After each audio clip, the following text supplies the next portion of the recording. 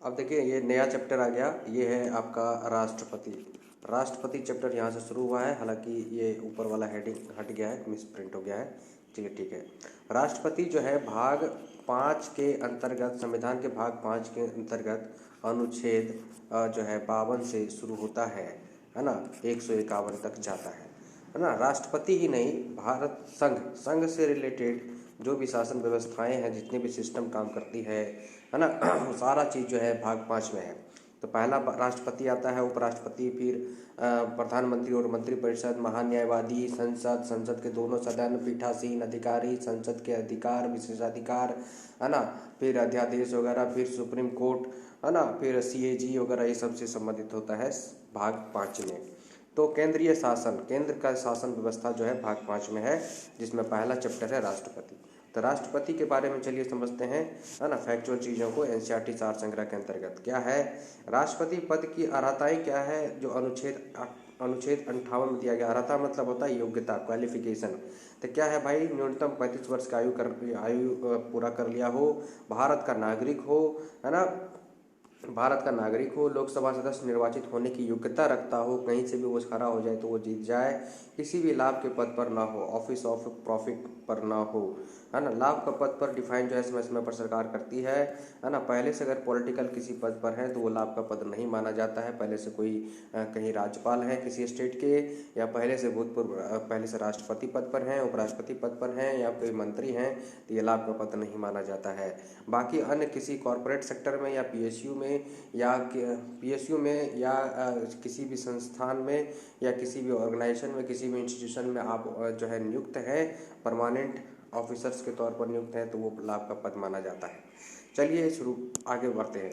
भारत में राष्ट्रपति का निर्वाचन किस प्रकार का होता है, तो भारत में राष्ट्रपति का निर्वाचन अप्रत्यक्ष मतदान से होता है, जो कि अनुपातिक प्रतिनिधित्व के अंतर्गत एकल संक्रमणीय मत प्रणाली द्वारा होता है ना। यह जो प्रक्रिया है राष्ट्रपति के निर्वाचन से संबंधी, यह आर्टिकल जो है 55 में दिया गया है ना। अनुपातिक प्रतिनिधित्व का मतलब हो गया कि इस अनुपात में जो है चुनाव होता है कि सारे राज्यों के जनताओं का प्रतिनिधित्व समान अनुपात में सुनिश्चित हो सके, है ना, राष्ट्रपति में निहित हो सके, है ना, समानुपातिक प्रतिनिधित्व। इस तरह से उसकी तरीके हैं चुनाव संपन्न कराने के लिए, जो कि यह पता चलता है कि जो है कि राष्ट्रपति में जो है पूरे देश का जो है प्रतिनिधित्व सुनिश्चित हो समान अनुपात में।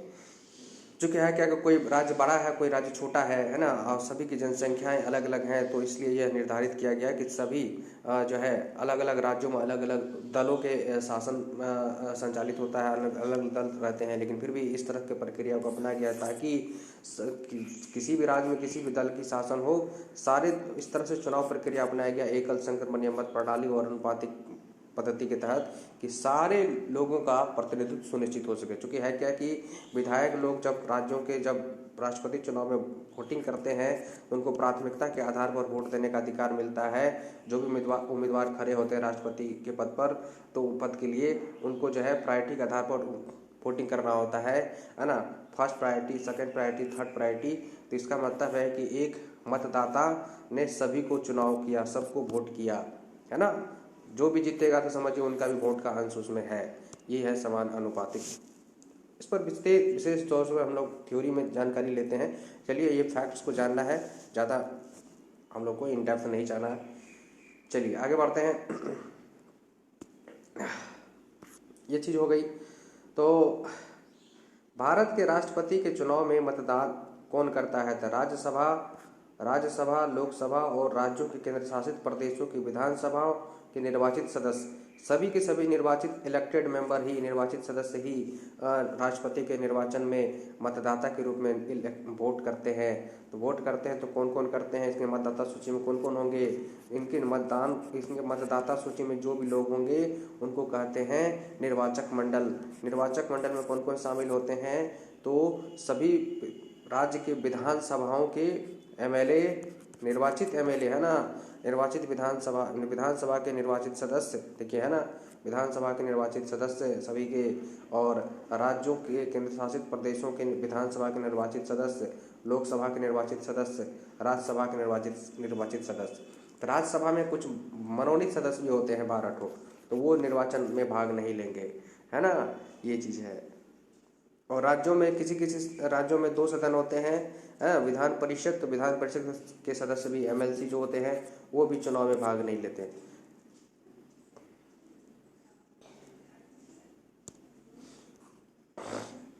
चलिए अगला है, भारत के राष्ट्रपति उम्मीदवार के प्रस्ताव का अनुसमर्थन कम से कम कितने सदस्यों द्वारा किया जाना चाहिए? 50 निर्वाचकों द्वारा। मतलब ये है कि संसद में, है ना, 50 प्रस्तावक और 50 अनुमोदक होना चाहिए किसी भी उम्मीदवारी की सुनिश्चित करने के लिए। राष्ट्रपति पद के लिए जो लोग खड़े होंगे उनको जो है संसद में 50 जो है सदस्य प्रस्तावक होना चाहिए, 50 प्रस्तावक में 50 का हस्ताक्षर होना चाहिए और समर्थन में 50 टका होना चाहिए, तब जाकर उम्मीदवारी सुनिश्चित होगी। भारत में राष्ट्रपति का चुनाव एकल हस्तांतरणीय मत प्रणाली द्वारा किया जाता है। एकल हस्तांतरणीय मत प्रणाली के द्वारा किया जाता है, मतलब वो प्रायोरिटी के आधार पर वोटिंग करते हैं। सारे लोग जो भी मतदाता सूची में होते हैं, निर्वाचक मंडल में शामिल होते हैं, राष्ट्रपति के उम्मीदवार चाहे 2 ठो हो 3 ठो हो, सभी को वोट करेंगे प्रायोरिटी के आधार पर। फर्स्ट नंबर पर किसी को रखेंगे, उनका अपना मताधिकार है, दूसरे पर किसी को, तीसरे पर किसी को। काउंटिंग भी इसी प्रोसेस से होता है, पहले फर्स्ट प्रायोरिटी वाला का काउंटिंग होता है। अगर वो निर्धारित मत ले आता है जीत के लिए निर्धारित वोट ले आता है तो वो जीत गया। अगर नहीं ला पाया तो दूसरे चरण की गिनती होती है। दूसरे चरण की गिनती में दूसरी प्रायोरिटी वाले की गिनती होती है, फिर देखा जाता है निर्धारित मत लाया कि नहीं ले आया, तब वो फिर जीत घोषित कर दिया जाता है। अगर नहीं लाया तो फिर तीसरे चरण की गिनती होती है। यह प्रोसेस अपनाया जाता है, इसी को एकल संक्रमणीय मत प्रणाली कहते हैं। चलिए, राष्ट्रपति के निर्वाचन में किसी राज्य का मुख्यमंत्री किस स्थिति में मतदान करने के लिए पात्र नहीं होगा? तो वह राज्य विधानमंडल के उच्च सदन का सदस्य हो। मतलब एमएलसी अगर है तो एमएलसी है तो वो राष्ट्रपति के निर्वाचन में वोट नहीं करेगा। हम पहले ही बता दिए, राष्ट्रपति को चुनने के लिए एक निर्वाचक मंडल होता है। निर्वाचक मंडल में सिर्फ और सिर्फ प्रत्येक राज्यों के विधानसभा के निर्वाचित सदस्य, मतलब एमएलए, और संसद के, लोकसभा के निर्वाचित सदस्य और राज्यसभा के निर्वाचित सदस्य ही भाग लेते हैं, है ना। एमएलसी भाग नहीं लेते हैं। किसी किसी राज्य में जो है विधान परिषद भी होता है जिसके सदस्य को एमएलसी कहते हैं, एमएलसी भाग नहीं लेते हैं। तो एक एग्जाम्पल के तौर पर आप समझ सकते हैं कि इस बार अगर राष्ट्रपति की चुनाव हुई तो राष्ट्रपति के चुनाव में माननीय नीतीश कुमार जी भाग नहीं लिए होंगे, चुनाव नहीं किए होंगे, निर्वाचन नहीं किए होंगे, वोट नहीं दिए होंगे। क्योंकि बिहार के विधान परिषद के सदस्य हैं, एमएलसी हैं नीतीश कुमार जी, है ना कि एमएलए। जो भी जनता के द्वारा चुने गए लोग हैं, चाहे प्रत्यक्ष या चाहे अप्रत्यक्ष रूप से, वही लोग भाग लेते हैं, ठीक है ना। ये लेकिन ये भी कंडीशन है, प्रत्यक्ष और अप्रत्यक्ष रूप से निर्वाचन लोकसभा और राज्यसभा का होना चाहिए। और राज्यों के संदर्भ में सिर्फ विधानसभा के निर्वाचित सदस्य भाग लेते हैं राष्ट्रपति के चुनाव में, जो है विधान परिषद के नहीं। संसद अथवा विधान सभा का कोई सदस्य राष्ट्रपति निर्वाचित हो सकता है, परंतु उस पर क्या शर्तें हैं? शर्तें यह है कि निर्वाचित होने के उपरांत उसे अपनी सदस्यता छोड़नी होगी। बात तो सही है, पहले से कोई संसद सदस्य है या किसी विधानसभा का सदस्य है या पहले से कोई राज्यपाल है तो लाभ का पद नहीं माना जाता। उसे उस पद को इस्तीफा दे करके चुनाव नहीं लड़ना होता है।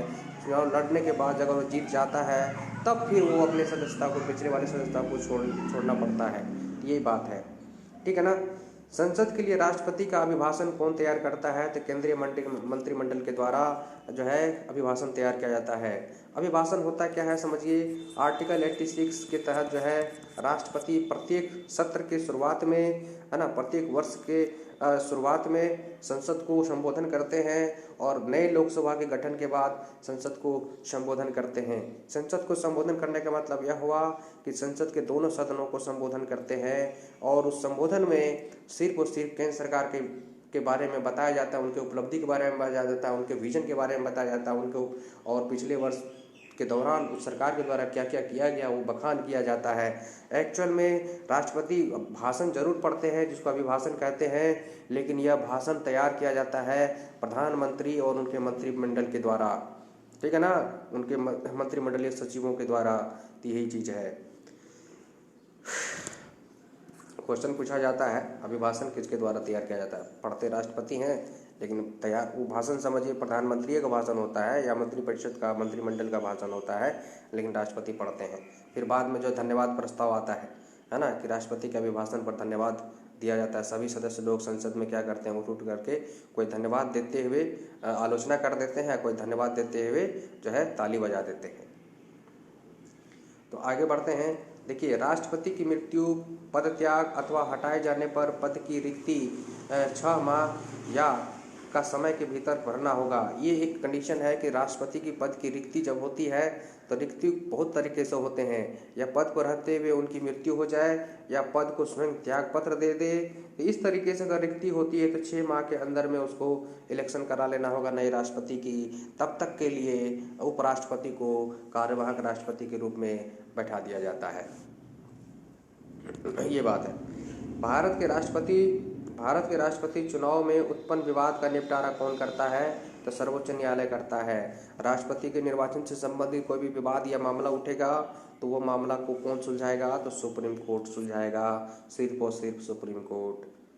भारत के राष्ट्रपति को उसके कार्यकाल की समाप्ति से पूर्व किस प्रकार पद से हटाया जा सकता है, तो महाभियोग द्वारा हटाया जा सकता है। एक तो राष्ट्रपति स्वयं स्वेच्छा से त्यागपत्र दे करके हट सकते हैं, या अगर वो संवैधानिक किसी कृत्य को, संवैधानिक कुरीति को, कुकृत्य को अपना किया है या संविधान का उल्लंघन किया है, तब उस पर महाभियोग लगाया जा सकता है। महाभियोग लगाने के लिए भी अपने प्रोसेस है ना, तरीके हैं। तो महाभियोग लगाने के तरीके हैं। तो महाभियोग जो है वो लगेगा आपको जो है पहले जिस सदन में लगेगा उस सदन में महाभियोग लगता है, फिर जाकर के दूसरे सदन में जाता है, राष्ट्रपति को दलील देने का मौका भी मिलता है। अगर दोनों सदन में यह प्रूफ हो जाता है तो उस दिन से राष्ट्रपति को पद छोड़ना पड़ जाता है ना। तो ये चीज़ है। भारत के राष्ट्रपति को उसके पद से हटाने की अधिकार किसे प्राप्त है, तो संसद को प्राप्त है, महाभियोग की प्रक्रिया लगा करके, है ना। ये है।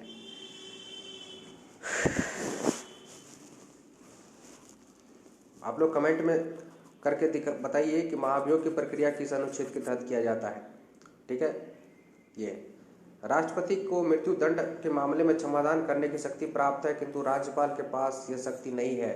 देखिए है क्या कि क्षमादान, मृत्यु दंड को क्षमा राष्ट्रपति ही कर सकता है अनुच्छेद 72 के तहत, है ना। वैसे तो क्षमा में 5 तरह की क्षमाएं होती है ना, प्रविलंबन, है ना, इस तरह से जो है लेकिन सब क्षमादान जो है ना, मृत्यु दंड का क्षमादान ये सिर्फ राष्ट्रपति को है। राज्यपाल को भी कुछ हद तक क्षमा करने की का अधिकार प्राप्त है, लेकिन मृत्यु दंड को क्षमा नहीं कर सकता।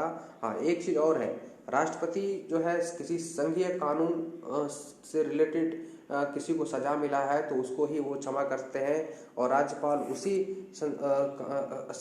राज्यपाल उन्हीं विषयों में जो है क्षमा करते हैं जिस विषय के अंतर्गत, जो राज्य का विषय के अंतर्गत कोई कानून बना है और उसका कोई उल्लंघन किया है, उसको कोई सजा मिला है तो। ठीक है ना, ये चीज़ आपको ध्यान में रखना चाहिए।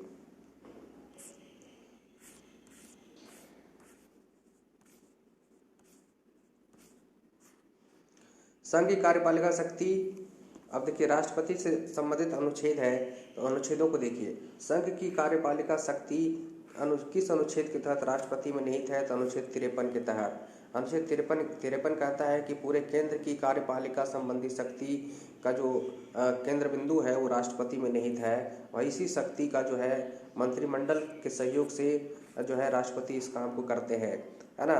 राष्ट्रपति के नाम से ही देश का शासन संचालित होता है ना, ये चीज़ है। उसके बाद देखिए अनुच्छेद 61 के अंतर्गत राष्ट्रपति पर महाभियोग संसद किस सदन द्वारा प्रारंभ करता है, तो संसद के किसी भी सदन में लागू प्रारंभ होता है, फिर दूसरे सदन में जाता है, वहाँ भी जब पारित हो गया तब फिर महाभियोग समझा जाता है, मतलब उस दिन से राष्ट्रपति को पद से हट जाना पड़ता है। ठीक है, ये चीज़ है। ज्ञानी जैल सिंह पर एक बार महाभियोग लगा था, है ना, लेकिन फिर वापस ले लिया गया। ये चीज़। भारतीय संविधान का कौन सा अनुच्छेद राष्ट्रपति पद के लिए पुनः निर्वाचन की पात्रता निर्धारित करता है, तो 57। मतलब यह कहता है कि एक बार राष्ट्रपति कोई निर्वाचित हो चुका है तो दूसरे बार भी वह राष्ट्रपति के लिए निर्वाचित हो सकता है, तीसरे बार भी हो सकता है, चौथे बार भी हो सकता है, मतलब अनगिनत बार भी वह राष्ट्रपति पद के लिए उम्मीदवार बन सकता है और निर्वाचन में भाग ले सकता है, निर्वाचित हो सकता है ना, ये चीज़ है। अमेरिका के संविधान में क्या है कि एक व्यक्ति 2 ही बार राष्ट्रपति बन सकता है, वो भी 4-4 साल के लिए, एक कार्यकाल 4 साल का होता है। भारत में ऐसी कोई पाबंदी नहीं है। राष्ट्रपति को कोई भी विषय पुनर्विचार के लिए मंत्रिपरिषद को वापस भेजने का अधिकार किस संविधान संशोधन द्वारा प्रदान किया गया? तो 44वां संविधान संशोधन के द्वारा।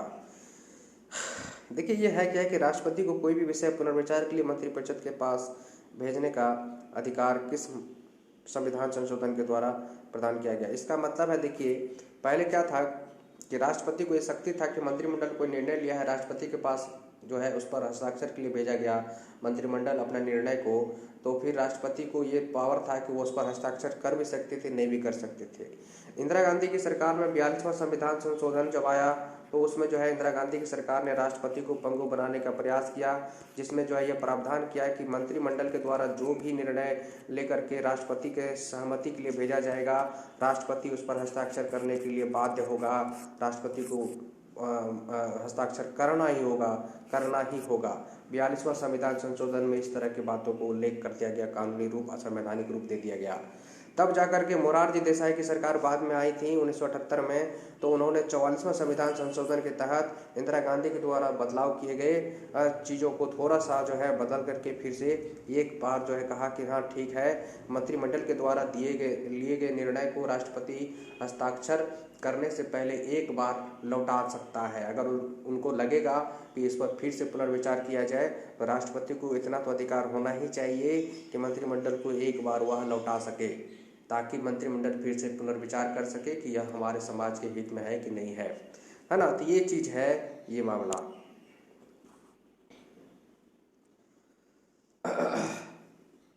ठीक है, देखिए राष्ट्रपति को, देखिए कुछ ऐसी बातें हैं जो कि हिडन है ना, हिडन बातों को मैं बता देता हूँ इसलिए क्योंकि वो तार जुड़ा हुआ है उससे, है ना। कि मान लीजिए वो चीज़ मैं अभी नहीं बताता, 42वां संविधान संशोधन इंदिरा गांधी की बात, तो ये समझ में नहीं आता, क्योंकि यहाँ पर क्लियर लिखा हुआ है कि कोई भी निर्णय पुनर्विचार के लिए मंत्रिपरिषद को वापस भेजने का अधिकार संविधान के किसी संशोधन में, तो मोरारजी देसाई सरकार में 44वें संविधान संशोधन 1978 में किया गया था। लेकिन इससे पहले क्या घटना घटी थी, आखिर वैसा क्यों करना पड़ा, इसको तो समझिएगा ना, तो इसलिए वो तब बताना जरूरी था। ठीक है, भारतीय संविधान के किस अनुच्छेद के अंतर्गत राष्ट्रपति संसद के दोनों सदनों द्वारा पारित किसी विधेयक पर अपनी स्वीकृति रोक सकते हैं? तो अनुच्छेद 111 के तहत। देखिए अनुच्छेद 111 क्या है कि किसी भी विधेयक को, विधेयक मतलब होता है बिल। अब बिल मतलब हो गया कि कोई भी कानून अगर बनाना है तो कानून बनाने से पहले जो संसद के प्रोसेस से गुजरता है, जो संसद में प्रस्तुत किया जाता है, संसद में 2 सदन है ना, लोकसभा राज्यसभा, तो पहले लोकसभा में रखे, फिर वहाँ पारित हो गया, तो फिर राज्यसभा में रखे, वहाँ पारित हो गया, तब कहाँ जाएगा, राष्ट्रपति के पास, राष्ट्रपति उस पर हस्ताक्षर करेगा, ये प्रोसेस है ना। तो लोकसभा में जब किसी भी सदन में पहले आप रखें, चाहे राज्यसभा में रखें चाहे लोकसभा में रखें, प्रोसेस यही है कि दोनों सदन से गुजरेगा, फिर राष्ट्रपति के पास जाएगा। तो जहाँ रखे वहाँ से वो बिल हो गया, क्या हो गया, बिल हो गया, विधेयक हो गया। अब वो जब तक प्रोसेस में, तब तक वो विधेयक ही रहेगा जब तक कि उस पर अंतिम रूप से राष्ट्रपति का हस्ताक्षर न हो जाए। जब राष्ट्रपति का हस्ताक्षर हो जाता है तब वो विधेयक अधिनियम में परिवर्तित हो जाता है और वह अधिनियम लागू हो जाता है कानूनी रूप में। ठीक है ना, तो ये चीज़ है विधेयक। तो विधेयक क्या है, किसी भी कानून बनने का एक स्टार्टिंग प्रोसेस है, और स्टार्टिंग है, प्रस्तुति है ना, प्रस्तुति है, फिर उस पर बहस, डिबेट, प्रोसेस और फिर राष्ट्रपति का हस्ताक्षर, ये सारा प्रक्रिया उस विधेयक, वो विधेयक कहलाता है। और फिर जब हस्ताक्षर हो जाता है राष्ट्रपति का तो वो अधिनियम कहलाने लगता है।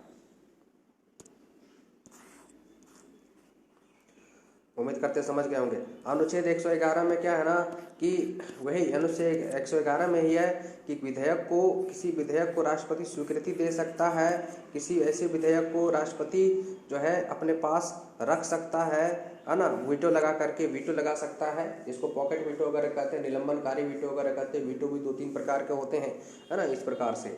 ये कुछ ऐसे विधेयक होते हैं जिसमें राष्ट्रपति से पहले ही सहमति ले लिया जाता है, तो उसमें तो राष्ट्रपति बाध्य होते हैं हस्ताक्षर करने के लिए, जैसे धन विधेयक वगैरह हो गया, राज्यों के बंटवारे से संबंधित विधेयक हो गया, आदि आदि। ठीक है ना, इस प्रकार से।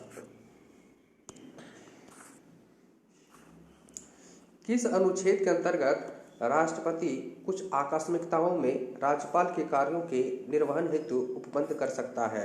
तो अनुच्छेद 160 में। 160 में जो है आपका राष्ट्रपति है, राज्यों के राज्यपाल है ना, ये है। किस अनुच्छेद के अंदर राष्ट्रपति कुछ आकस्मिकताओं में राज्यपाल के कार्यों के निर्वहन हेतु उपबंध कर सकता है? 160 में, है ना, ये चीज़ है।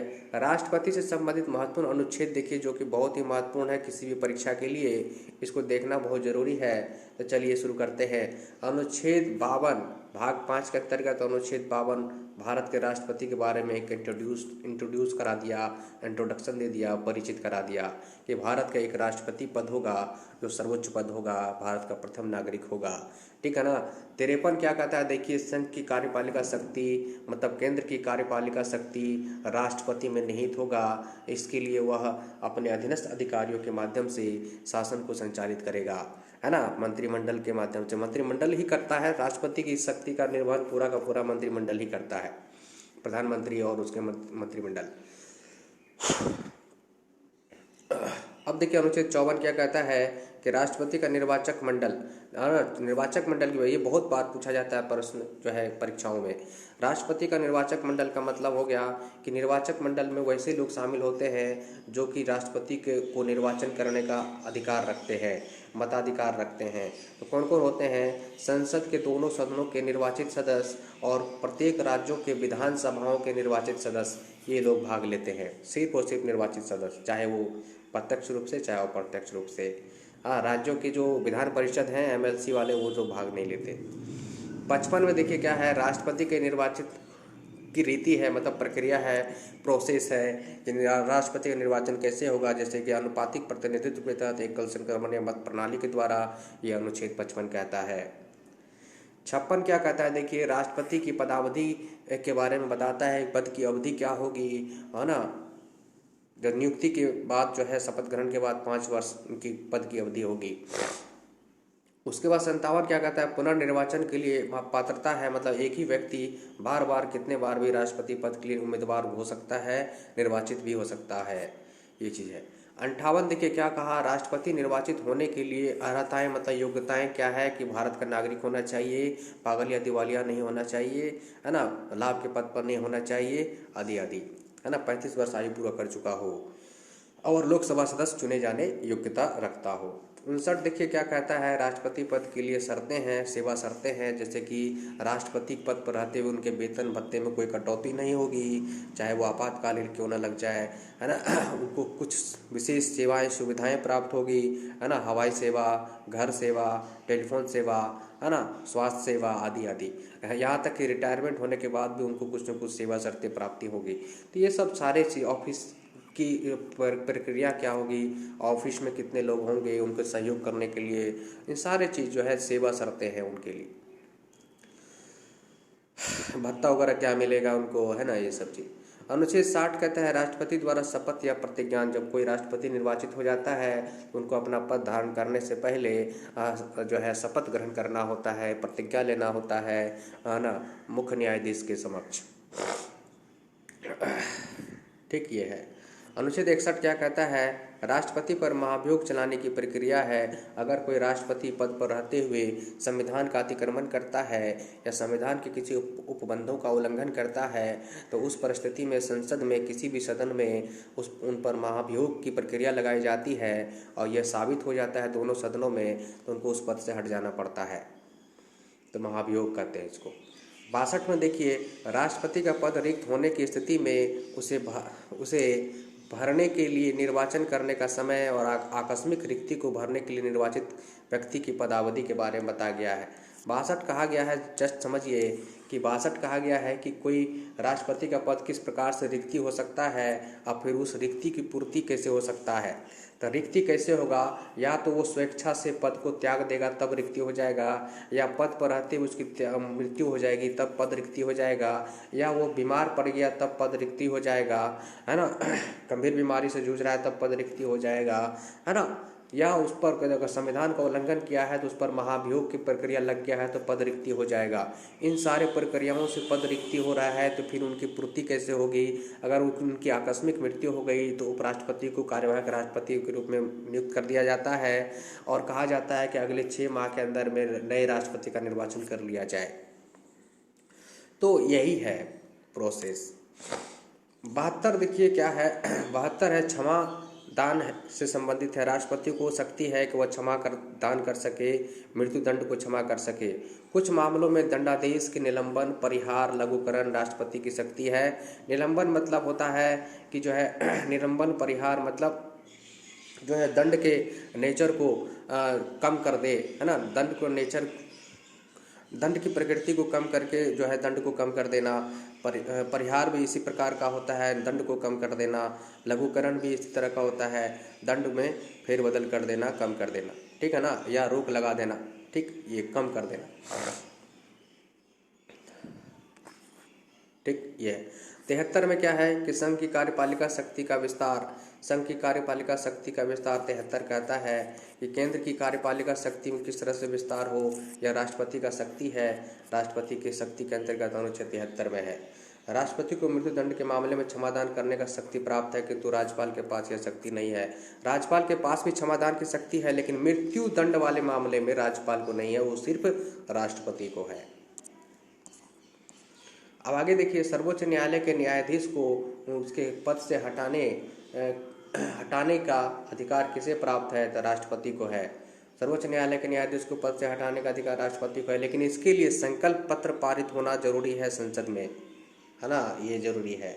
संकल्प पत्र पारित हो जाएगा किसी न्यायाधीश के खिलाफ, तब जाकर के वो राष्ट्रपति के पास जाएगा वो संकल्प पत्र, फिर राष्ट्रपति उस पर हस्ताक्षर करके आदेश पारित करके उस मुख्य न्यायाधीश या कोई अन्य न्यायाधीश हैं तो उनको हटाया जाएगा। भारतीय संविधान का अनुच्छेद 143 राष्ट्रपति को उच्चतम न्यायालय से परामर्श करने का शक्ति प्रदान करता है। अगर राष्ट्रपति को किसी कानूनी मामलों को समझना हो या संवैधानिक मामलों को समझना हो तो वह जो है सलाहकार, कानूनी सलाहकार, किसी कानूनी सलाह को अगर लेना हो तो कानूनी सलाह जो है 143 के तहत सुप्रीम कोर्ट से वो मांग सकते हैं। सुप्रीम कोर्ट से जब वो राष्ट्रपति परामर्श मांगते हैं तो सुप्रीम कोर्ट के सीजेआई का कर्तव्य है, चीफ जस्टिस ऑफ इंडिया का कर्तव्य है कि वह परामर्श करे, सुझाव दे, कानून के बारे में बताए, और उन कानून और सुझाव को मानने के लिए राष्ट्रपति बाध्य नहीं है। आगे है देखिए, राष्ट्रपति लोकसभा को कब भंग कर सकता है? तो राष्ट्रपति लोकसभा को भंग केंद्रीय मंत्रिमंडल की अनुशंसा पर लोकसभा को कभी भी भंग कर सकते हैं और फिर से निर्वाचन का आदेश करवा सकते हैं। लोकसभा और राज्यसभा का संयुक्त अधिवेशन किसके द्वारा आहूत किया जाता है? तो राष्ट्रपति के द्वारा। संयुक्त अधिवेशन का मतलब होता है अनुच्छेद 108 के तहत ज्वाइंट सेशन को, बैठक को बुलाया जाता है जिसमें लोकसभा और राज्यसभा का बैठक एक ही जगह, एक ही हॉल में होता है ना। ये किसी विशेष उद्देश्य से जो है इस संयुक्त अधिवेशन को बुलाया जाता है, किसी विधेयक को पारित करने की मंशा से। लोकसभा और राज्यसभा के संयुक्त अधिवेशन किसके द्वारा आहूत किया जाता है? राष्ट्रपति के द्वारा, लेकिन यह चीज़ जो है मंत्रिमंडल, केंद्रीय मंत्रिमंडल के कहने पर ही राष्ट्रपति ऐसा करते हैं। लेकिन जब यह संयुक्त अधिवेशन बैठता है तो उसकी अध्यक्षता कौन करता है? तो लोकसभा के अध्यक्ष ही करते हैं। अगर वो नहीं है तो उपाध्यक्ष करते हैं, वो भी नहीं है तो फिर राज्यसभा के उपसभापति करते हैं। ठीक है, ये चीज़ है। आहूत का मतलब होता है बुलाना। देखिए, भारत के राष्ट्रपति ने किस एकमात्र मामले में जेबी वीटो, पॉकेट वीटो का शक्ति का प्रयोग किया था? तो भारत डाकघर संशोधन विधेयक 1986, जिसमें ज्ञानी जैल सिंह जो है राष्ट्रपति थे, उन्होंने राजीव गांधी सरकार के द्वारा लाए गए भारत डाकघर संशोधन विधेयक को, है ना, पॉकेट वीटो लगा करके चुपचाप पॉकेट में रख लिया और उस पर अपना हस्ताक्षर नहीं किया, है ना। अनुच्छेद 111 के तहत राष्ट्रपति को शक्ति है कि वह किसी विधेयक पर हस्ताक्षर करे या कुछ विधेयक को अपने पास रख ले, मौन हो जाए और किसी को पॉकेट में रख ले, है ना। ये वीटो है।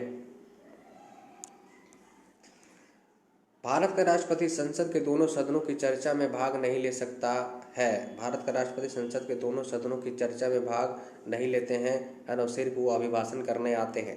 लेकिन संसद के अभिन्न अंग माने जाते हैं राष्ट्रपति, क्योंकि कोई भी अधिनियम तभी बनता है जब विधेयक दोनों सदनों से पारित होकर के राष्ट्रपति का हस्ताक्षर होता है। इसलिए संसद के अभिन्न अंग जरूर माने जाते हैं, लेकिन कार्यवाही में वो चर्चा में भाग नहीं लेते। किसी भौगोलिक क्षेत्र की अनुसूचित क्षेत्र घोषित करने का संवैधानिक अधिकार किसको है? तो राष्ट्रपति को है। भारत के किसी भी क्षेत्र के किसी भी छोटे से जगह को अनुसूचित क्षेत्र घोषित करने का अधिकार राष्ट्रपति को है, शेड्यूल करने का अधिकार राष्ट्रपति को है। कि वह देखेंगे कि किसी राज्य के अंतर्गत आने वाले कोई जिला या कोई छोटे स्तर के मंडल अनुमंडल जो है जहाँ पर जनजाति लोग रहते हैं, उनकी जो है सामाजिक स्थिति पारंपरिक स्थिति परंपरा के तौर पर चलती है, तो उनको चिन्हित करके अपनी सूची जारी किया जाता है कि ये जो है अनुसूचित क्षेत्र, जैसे कि अनुसूची 5 में ये सब चीज़ को शामिल किया जाता है। अनुसूची 5 सॉरी है ना, शेड्यूल 5 पूरे भारतवर्ष के है ना क्षेत्रों को चिन्हित करके एक लिस्ट तैयार किया जाता है कि इस क्षेत्र में अनुसूचित जनजातियों के लिए एक स्पेशल क्षेत्र घोषित कर दिया गया, और वहाँ पर केंद्र के सहयोग से व्यापक तरीके से वहाँ पर शासन होता है। केंद्र के सहयोग से होता है, भले वो किसी राज्य के अंतर्गत है, लेकिन केंद्र के सहयोग से शासन होता है, और शासन में वहाँ के लोगों की भागीदारी ज़्यादा सुनिश्चित की जाती है ना, स्थानीय लोगों जनजातीय लोगों की। अब देखिए किसी तो हो ही गया। राष्ट्रपति द्वारा नियुक्त अधिकारी, राष्ट्रपति द्वारा नियुक्त अधिकारी राष्ट्रपति के द्वारा नियुक्त किए जाते हैं। तो प्रधानमंत्री एवं केंद्रीय मंत्रियों को राष्ट्रपति के द्वारा नियुक्त किए जाते हैं, शपथ भी दिलाया जाता है। राज्यों के राज्यपाल की नियुक्ति राष्ट्रपति द्वारा किए जाते हैं। वित्त आयोग एवं राजभाषा आयोग के अध्यक्ष एवं सदस्यों की नियुक्ति जो है किया जाता है राष्ट्रपति के द्वारा। उच्चतम न्यायालय एवं उच्च न्यायालयों के न्यायाधीशों की नियुक्ति राष्ट्रपति के द्वारा। भारत के महान्यायवादी तथा नियंत्रक महालेखा परीक्षक की नियुक्ति राष्ट्रपति द्वारा। संघ लोक सेवा आयोग यूपीएससी के अध्यक्ष एवं सदस्यों की नियुक्ति राष्ट्रपति के द्वारा। मुख्य निर्वाचन आयुक्त एवं अन्य निर्वाचन आयुक्तों की नियुक्ति राष्ट्रपति के द्वारा।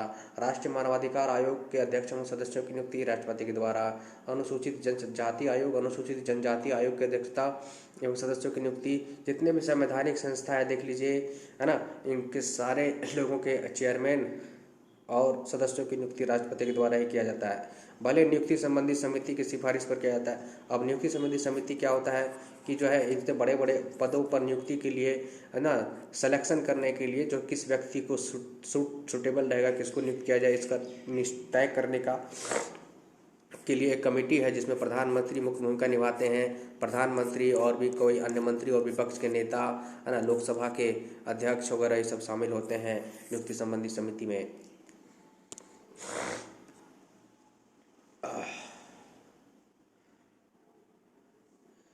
चलिए, दिल्ली व पुदुचेरी के मुख्यमंत्री की नियुक्ति में भी राष्ट्रपति ही नियुक्त करते हैं, वहाँ के उपराज्यपाल नहीं, है ना। ये भी बहुत वीवीआई पॉइंट है ना। वैसे तो राज्यपाल के द्वारा मुख्यमंत्रियों की नियुक्ति की जाती है, लेकिन दिल्ली और पुदुचेरी जो संघ शासित यूटीज, वैसे यूटीज जहाँ विधानसभा है तो वहाँ जो सीएम होंगे, सीएम निर्वाचित होकर के आएंगे, तो उन जो सत्ताधारी दल के नेता के रूप में आएंगे तो उनको जो सीएम के रूप में नियुक्त किया जाएगा, जो है अन्य मंत्रियों सीएम और अन्य मंत्रियों की नियुक्ति किया जाएगा, तो उसमें जो है यहाँ पर राष्ट्रपति करते हैं इस काम को। अरविंद केजरीवाल को सीएम के रूप में जो नियुक्त किए होंगे तो राष्ट्रपति किए होंगे, ना कि वहाँ के दिल्ली के उपराज्यपाल। वर्तमान में राष्ट्रपति का मासिक वेतन कितना है? तो 5 लाख रुपया है। यदि भारत के राष्ट्रपति का पद रिक्त हो जाए तो कोई उपराष्ट्रपति भी ना हो, तब कार्यवाहक राष्ट्रपति कौन होगा? सर्वोच्च न्यायालय का मुख्य न्यायाधीश होगा। वह राष्ट्रपति का प्रतिनिधित्व करता है परंतु राष्ट्र का नेतृत्व नहीं करता। उस उक्ति किस पर लागू होती है? भारत के राष्ट्रपति पर। वह राष्ट्र का प्रतिनिधित्व करता है परंतु राष्ट्र का नेतृत्व नहीं करता। मतलब ये बात है कि राष्ट्र का प्रतिनिधित्व करता है, मतलब राष्ट्र का जो है अध्यक्ष है, संवैधानिक प्रमुख है, लेकिन इस काम को कौन लोगों के बीच में इस चीज को करता है? तो नेतृत्व करता है प्रधानमंत्री। ये है। भारत के राष्ट्रपति में से कौन बिहार का राज्यपाल रह चुका है? तो डॉक्टर जाकिर हुसैन और डॉक्टर श्री रामनाथ कोविंद, ये 2 व्यक्ति बिहार के राज्यपाल भी रहे हैं, तब जाकर के भारत के राष्ट्रपति भी बने हैं।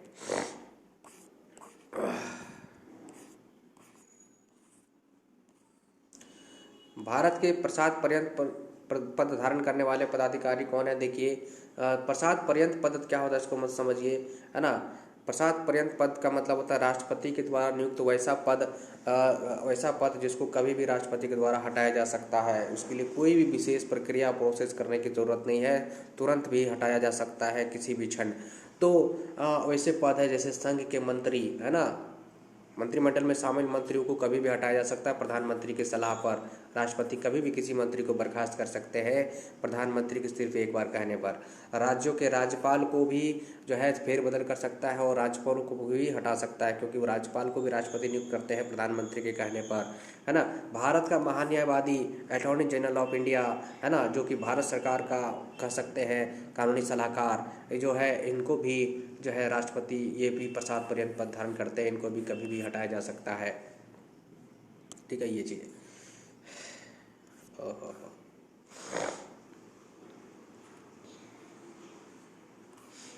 कहाँ चल गया। हाँ चलिए, एक विधेयक जो संसद में प्रस्तुत किया जाता है वह किस प्रक्रिया के बाद अधिनियम बन जाता है? तो राष्ट्रपति के हस्ताक्षर के बाद, अनुच्छेद 111। ठीक है ना। जब कोई विधेयक संसद के दोनों सदनों द्वारा पारित कर दिया जाता है तो राष्ट्रपति को उस विधेयक पर अपनी अनुमति रोकने का अधिकार प्राप्त है, जिसको वीटो पावर कहते हैं। निर्विरोध रूप से चुने गए भारत के प्रथम राष्ट्रपति कौन थे? नीलम संजीव रेड्डी। निर्विरोध का मतलब हो गया कि इनके अगेंस्ट में कोई उम्मीदवार खड़े हुए ही नहीं थे। आगे देखिए, भारत के राष्ट्रपति में से किनका संबंध ट्रेड यूनियन आंदोलन से रहा? तो वराह वेंकट गिरी, है ना, वी वी गिरी जो है ये ट्रेड यूनियन आंदोलन से भी जुड़े थे, है ना। भारतीय संविधान भारतीय राष्ट्रपति को राज्यों के मुख्यमंत्री की नियुक्ति का अधिकार नहीं देता है, ठीक है, लेकिन संघ शासित क्षेत्रों के मुख्यमंत्री की नियुक्ति तो करते हैं, ये बात आपको जानना पड़ेगा। चलिए आगे, राष्ट्रपति का कार्यकाल कितना होता है? तो पद ग्रहण के 3 से 5 वर्ष तक होता है, ठीक है ना। भारत के किस राष्ट्रपति को मिसाइल मैन भी की संज्ञा दी जाती थी? डॉक्टर APJ अब्दुल कलाम को। भारत के मुख्य न्यायाधीशों में से किसने राष्ट्रपति के रूप में कार्य किया? तो जस्टिस M हिदायतुल्लाह ने, है ना। ये चीज़ है, मुख्य न्यायाधीश भी रहे हैं और ये राष्ट्रपति के पद को भी संभाला है। धन विधेयक मनी बिल क्या होता है? को पुनर्विचार को मतलब लौटाने के लिए संवैधानिक विशेषाधिकार राष्ट्रपति के पास नहीं है, क्योंकि धन विधेयक एक ऐसा विधेयक है जो कि राष्ट्रपति के पूर्व मंजूरी से ही संसद के पटल पर लाया जाता है। इसलिए जब ये राष्ट्रपति के पास लास्ट में हस्ताक्षर के लिए जाएगा तो राष्ट्रपति इसको नकार नहीं सकते, वापस नहीं कर सकते, इस पर वीटो नहीं लगा सकते, है ना। ये चीज़ है। श्री रामनाथ कोविंद का भारतीय गणतंत्र के राष्ट्रपति के रूप में कौन सा क्रम है? तो 14वां क्रम है। रामनाथ कोविंद के बाद अभी कौन राष्ट्रपति बनी है? नहीं, है ना, तो वो 15वां है। कमेंट में बताना है अभी वर्तमान के हमारे राष्ट्रपति कौन हैं। चलिए कमेंट बताते रहिए, इससे जागरूकता पता चलती है कि आप लोग कितने कॉन्शियस हैं। चलिए ठीक है।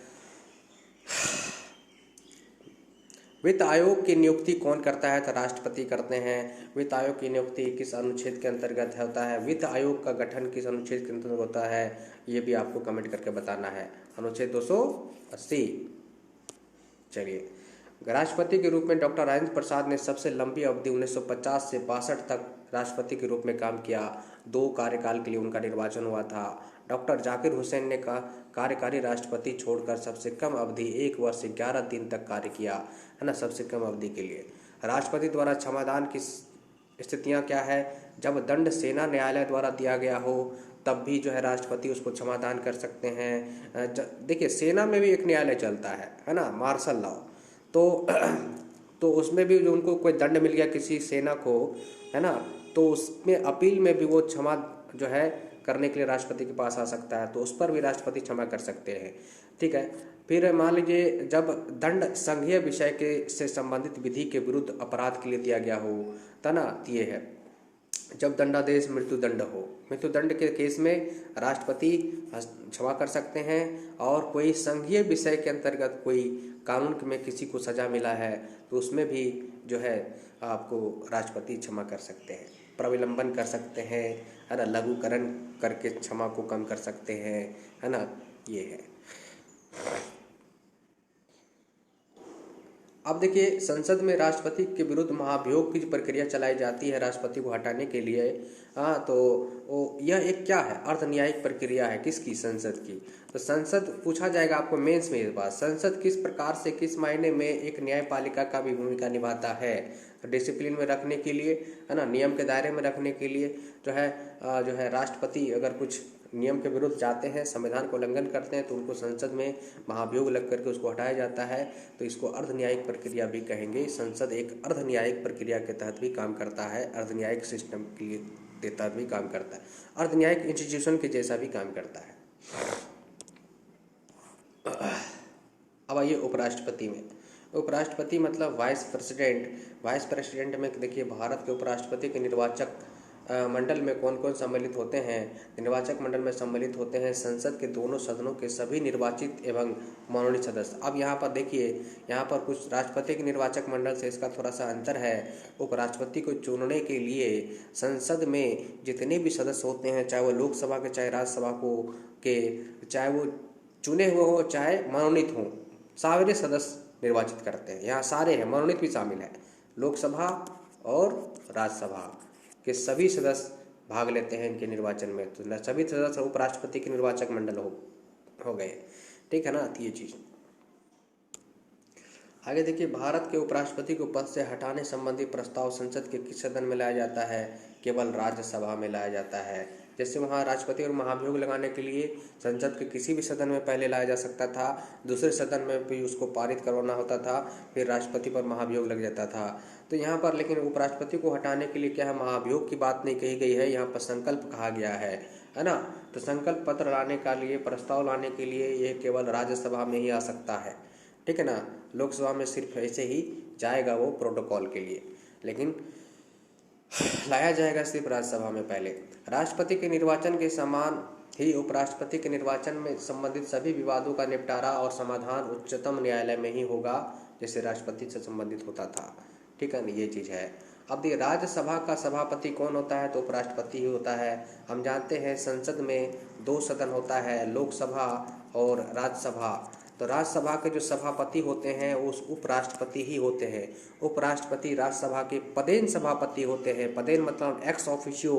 एक्स ऑफिशियो मतलब जो व्यक्ति उपराष्ट्रपति पद को धारण करेगा वही व्यक्ति राज्यसभा के सभापति के पद को भी धारण करेगा, ठीक है ना। इसको कहते हैं पदेन सदस्य। और लोकसभा के जो अध्यक्ष होते हैं, स्पीकर, वो जो है लोकसभा के अंदर ही चुने जाते हैं। वो सत्ताधारी दल के ही अमूमन सदस्य होते हैं, वरिष्ठ सदस्य होते हैं, उनको चुन करके लोकसभा स्पीकर के रूप में चुना जाता है ना।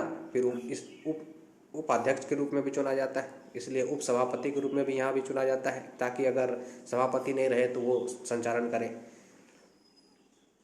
तो ये आगे देखिए, उपराष्ट्रपति से संबंधित कुछ अनुच्छेद है, इसको जानना बहुत जरूरी है। यहाँ देखिए, अनुच्छेद 63 क्या कहता है, ये भी भाग 5 के अंतर्गत ही आएगा। हम पहले बता दिए, भाग 5 में केंद्र के शासन संबंधी जितने भी चीज़ें हैं वो सारी चीज़ें है ना, केंद्र शासन सिस्टम है ना, केंद्रीय शासन पद्धति, सारा चीज़ भाग 5 में है। तो अनुच्छेद 63 देखिए, भारत के लिए एक उपराष्ट्रपति का प्रावधान किया गया है, मतलब उपराष्ट्रपति पद से इंट्रोड्यूस कराया गया है। 64 में क्या गया, उपराष्ट्रपति का राज्यसभा का पदेन सभापति होना, मतलब उपराष्ट्रपति जो होगा राज्यसभा का पदेन सभापति होगा, है ना, वो राज्यसभा के पद को, सभापति के पद को संभालेगा। 65 में कहा गया, उपराष्ट्रपति द्वारा राष्ट्रपति के पद में आकस्मिक रिक्तियों की अथवा उसके अनुपस्थिति में राष्ट्रपति के कर्तव्य का निर्वहन करेगा। मतलब राष्ट्रपति के किसी कारणवश पद खाली हो जाता है बीच में ही, तो उस पद को मैक्सिमम 6 माह तक के लिए उपराष्ट्रपति कार्यवाहक के रूप में काम कर सकता है। और जब वो कार्यवाहक के रूप में कोई उपराष्ट्रपति राष्ट्रपति के रूप में काम करेगा तो उसको जितना दिन काम किया उतना दिन राष्ट्रपति के रूप में उसको वेतन, भत्ता, पेंशन, सब कुछ सुविधाएँ, लाभ मिलेगा, ठीक है ना। ये चीज़ है। 66 देखिए, उपराष्ट्रपति का निर्वाचन से संबंधित बातों का उल्लेख किया गया। निर्वाचन की प्रक्रिया है ना, जो किस तरह से होगा, अनुपातिक प्रतिनिधित्व प्रणाली के तहत एकल संक्रमण प्रणाली सेम प्रोसेस है, लेकिन इनके निर्वाचन में सिर्फ संसद के दोनों सदनों के सदस्य ही भाग लेते हैं, है ना। राष्ट्रपति में क्या था, राज्यों के विधानसभा के MLA लोग भी भाग लेते थे, यहाँ पर सिर्फ संसद के दोनों सदनों के सदस्य भाग लेते हैं। थोड़ा सा अंतर है, अंतर को ही देखना, यही क्वेश्चन पूछा जाता है। वहाँ पर क्या था, सिर्फ निर्वाचित सदस्य चाहे अप्रत्यक्ष और प्रत्यक्ष, यहाँ पर क्या है, मनोनीत सदस्य भी भाग लेते हैं। यही चीज़ आपको ध्यान रखना, जो अंतर है वही ध्यान रखना, यही क्वेश्चन पूछ दिया जाता है। 67 में देखिए कि जो है उपराष्ट्रपति का कार्यकाल के बारे में बताया गया कि कार्यकाल कितना होगा, नियुक्ति के बाद वो जो है 5 साल अपने पद पर बने रहेंगे, है ना, ये चीज़ है। 68 में क्या कहा गया, देखिए उपराष्ट्रपति पद की रिक्ति की पूर्ति के चुनाव का समय निर्धारण तथा आकस्मिक रिक्ति की पूर्ति के चुनाव के लिए नियुक्ति कार्यकाल, मतलब है कि जब उपराष्ट्रपति का पद रिक्ति हो जाएगा तो उसके लिए चुनाव करा लिया जाएगा 6 महीने के अंदर में, और कोशिश किया जाएगा पहले तो पद रिक्ति होने से पहले ही चुनाव करा लिया जाए, और आकस्मिक रिक्ति हो जाए अगर बीच में तो उनको तुरंत ही चुनाव करा लिया जाएगा, है ना, ये चीज़ है। 69 उपराष्ट्रपति द्वारा शपथ या प्रतिज्ञान शपथ ग्रहण के बारे में उल्लेख किया गया है। 70 में दिया है कि अन्य आकस्मिकताओं में राष्ट्रपति के कर्तव्यों का निर्वहन करना, है ना।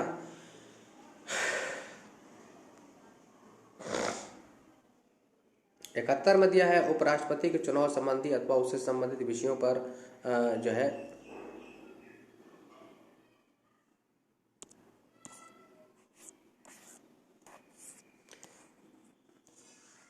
ये चीज़ हो गया। राष्ट्रपति तथा उपराष्ट्रपति पद की तुलना कर दिया गया है यहाँ पे। देखिए ये तो सदन के अध्यक्ष, ये चीज़ हो गया। यहाँ पर पहले थोड़ा इसको देख लेते हैं, भारत के उपराष्ट्रपति कौन कौन हुए हैं। तो सब प्रथम उपराष्ट्रपति हुए सर्वपल्ली राधाकृष्णन, डॉक्टर सर्वपल्ली राधाकृष्णन 52 से 62 तक रहे।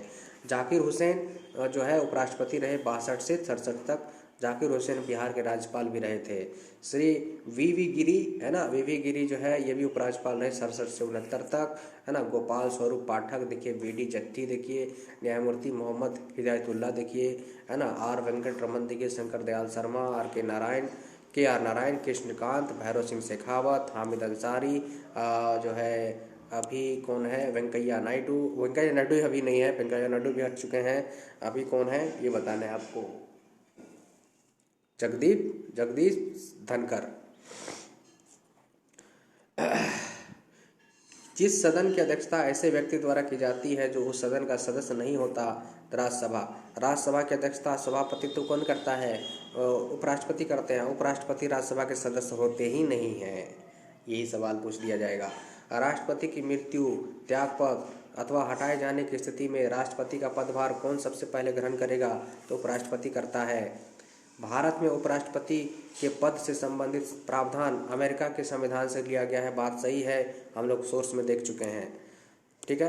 राष्ट्रपति या उपराष्ट्रपति किसी के भी निर्वाचन में राज्य अथवा संसद के किस सदन के सदस्य भाग नहीं लेते, तो राज्य विधान परिषद के सदस्य भाग नहीं लेते राष्ट्रपति के निर्वाचन में, ठीक है। भारत का राष्ट्रपति अपना त्यागपत्र किसको संबोधित करके देता है, तो उपराष्ट्रपति को देता है, ठीक है ना। अब तुलना करके देखते हैं भारत के राष्ट्रपति और उपराष्ट्रपति में। राष्ट्रपति प्रेसिडेंट, उपराष्ट्रपति वाइस प्रेसिडेंट। अब ये लोकसभा सदस्य बनने की योग्यता रखता हो, ये राज्यसभा सदस्य चुनने की योग्यता रखता हो, चुने जाने की योग्यता रखता हो। ये भी 35 वर्ष आयु पूरा कर चुका हो, ये उपराष्ट्रपति में भी 35 वर्ष आयु पूरा कर चुका हो। भारत का नागरिक ये भी हो, भारत का नागरिक ये भी हो, इतना तो है। पागल या दिवालिया ये भी ना हो, पागल या दिवालिया ये भी ना हो।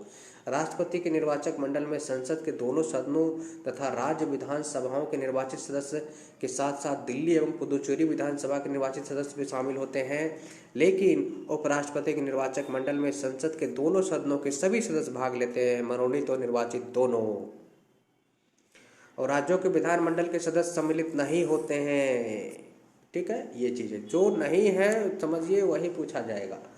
राष्ट्रपति को पद से हटाए जाने की प्रक्रिया महाभियोग किसी भी सदन में प्रारंभ की जा सकती है, शुरुआत किसी भी सदन में किया जा सकता है महाभियोग की प्रक्रिया।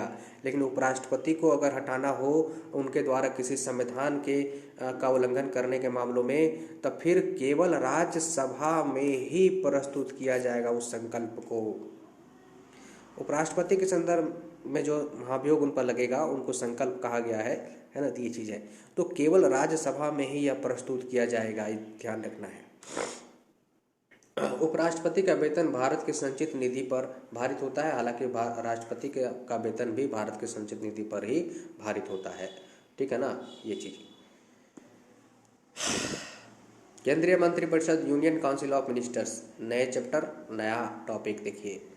देखिए ये है क्या कि अनुच्छेद 74 में कहा गया है कि राष्ट्रपति को सलाह और परामर्श करने के लिए एक मंत्रिपरिषद होगा। प्रधानमंत्री की अध्यक्षता में एक मंत्रिपरिषद होगा जो राष्ट्रपति को देश भर में शासन चलाने के लिए सलाह करेगा, परामर्श करेगा और जो है ना, इस तरह से बात है। अब ये मंत्रिपरिषद में मतलब means union council of ministers होंगे, उसी में जो है जो प्रमुख मंत्रियों का समूह है वो मंत्रिमंडल होगा, है ना। मंत्रिपरिषद में ही अलग अलग ग्रुप है ना। सबसे मेन ग्रुप है मंत्रिमंडल। मंत्रिमंडल जो निर्णय लेते हैं वो मान के चला जाता है कि मंत्रिपरिषद का ही निर्णय है। अब देखिए केंद्र सरकार का प्रमुख कौन होता है। केंद्र सरकार का जो प्रमुख होता है वो प्रधानमंत्री होता है, क्योंकि मंत्रिपरिषद का ये हेड मुखिया होते हैं, है ना। ये चीज़ है। प्रधानमंत्री की नियुक्ति किसके द्वारा की जाती है, तो राष्ट्रपति के द्वारा की जाती है। किसको की जाती है, प्रधानमंत्री का निर्वाचन नहीं, याद रखिएगा, प्रधानमंत्री की नियुक्ति होती है, निर्वाचन नहीं होता, है ना। वो ऐसे ही चेहरा के रूप में लोग जो है वोट में जो है इलेक्शन में वो चेहरा प्रस्तुत करते हैं कि फलाना पार्टी से ये अगर सत्ता में आए, अगर ज़्यादा बहुमत में आए तो इनको हम प्रधानमंत्री के लिए घोषित करेंगे, है ना। लेकिन ये प्रधानमंत्री का निर्वाचन नहीं, उनकी नियुक्ति होती है, तो राष्ट्रपति नियुक्त करते हैं। तो किनकी नियुक्ति होती है, उनके लिए कुछ शर्तें हैं, जो कि जो दल जो है ना अधिक मत लाएगा, सर्वाधिक सदन में अपना सदस्य लाएगा, उसको ही जो है सत्ता सौंपी जाएगी और उसके नेता को, उस दल के नेता को या उस गठबंधन के नेता को जो है प्रधानमंत्री के तौर पर नियुक्त किया जाएगा। फिर प्रधानमंत्री के कहने पर, सिफारिश पर राष्ट्रपति अन्य मंत्रियों की भी नियुक्ति करते हैं। तो भारत का प्रधानमंत्री बनने के लिए न्यूनतम आयु कितनी है, 25 वर्ष, जो संसद के सदस्य बनने की योग्यता है ना। लोकसभा की, राज्यसभा में तो 30 वर्ष योग्यता है और लोकसभा में 25 वर्ष, तो 25 वर्ष न्यूनतम योग्यता है। कोई भी व्यक्ति 25 वर्ष का पहली बार संसद में चुनकर आया, मान ली लोकसभा में, हो सकता है जिस दल से आया उस दल वाला इनको जो है अपना प्रधानमंत्री का चेहरा बना करके राष्ट्रपति के पास कहा कि यही हमारे नेता हैं, तो राष्ट्रपति उनको प्रधानमंत्री के तौर पर नियुक्त कर देंगे। यदि भारत के प्रधानमंत्री संसद के उच्च सदन के सदस्य हैं तो वे अविश्वास प्रस्ताव की स्थिति में अपने पक्ष में मत नहीं कर सकेंगे। ठीक है, अविश्वास प्रस्ताव क्या होता है इसको समझिए। आप प्रधानमंत्री या मंत्रिपरिषद नियुक्त हो गया और किसी सरकार, जो प्रधानमंत्री और मंत्रिपरिषद में से कोई भी मंत्री हो चाहे प्रधानमंत्री के खिलाफ लोकसभा में अगर अविश्वास प्रस्ताव आ गया, अविश्वास प्रस्ताव आ गया मतलब है कि सरकार के प्रति सदस्यों की विश्वास अभी बनी है कि नहीं बनी है, तो उसको एक वोटिंग कराया जाता है। अब ये सारे सदस्य मिलकर के वोटिंग करेंगे अविश्वास प्रस्ताव में कि हाँ सरकार पर अब भरोसा नहीं रहा, तो अगर उनके सत्ता के दल के लोग भी अगर उस सरकार के खिलाफ वोटिंग कर दिए और जितनी सरकार बनाने के लिए मत चाहिए, जितना सदस्यता के समर्थन चाहिए वो समर्थन नहीं पूर पाया, तो उस दिन से ही सरकार को हट जाना पड़ता है। तो इसीलिए अविश्वास प्रस्ताव में अब एक एक वोट कीमती होता है सदस्यों का। इसलिए अविश्वास प्रस्ताव जब भी लोकसभा में आता है तो सारे सदस्यों को व्हिप जारी करके प्रस्तुत होने के लिए, शामिल होने के लिए कहा जाता है और सरकार के समर्थन में कहा जाता है कि वोट करें, है ना, ताकि सरकार बनी रहे, नहीं तो फिर सरकार खत्म हो जाएगी। देखिए बोरिंग तो नहीं हो रहे होंगे आप लोग मेरे ख्याल से, और हो रहे होंगे तो बोलिए, लाइन बाय लाइन पढ़ देते हैं। तो यही है, संसदीय शासन व्यवस्था में वास्तविक कार्यपालिका शक्ति किसके अधीन होती है, तो प्रधानमंत्री। देखिए वीडियो लंबा हो जाए कोई फर्क नहीं है, समझना ज़्यादा ज़रूरी है ना। हमारा वीडियो ऐसे भी अन्य लोगों के वीडियो से 2 घंटा एक्स्ट्रा ही होगा, 1 घंटा 1.5 घंटा 2 घंटा एक्स्ट्रा होगा, क्योंकि मैं hidden information between the two line बताने का प्रयास करता हूँ, तो उसमें जाहिर सी बात है समय लगता है ना। और कुछ लोग हैं कि सिर्फ और सिर्फ लाइन में लाइन पढ़ देते हैं, तो सिर्फ तो किताब पढ़ना हो गया, तो किताब पढ़ना ही है तो सिर्फ किताब खरीद के पढ़ लीजिए, है ना, यही भी बात है। तो किताब तो खरीदिए ही, ये बात तो अच्छी बात है, लेकिन जब यहाँ समझे रहेंगे तब जो किताब को एक बार रिवीजन मोड में पढ़ेंगे तो सब चीज़ दिमाग में आते जाएगा, है ना, ये ज़रूरी है।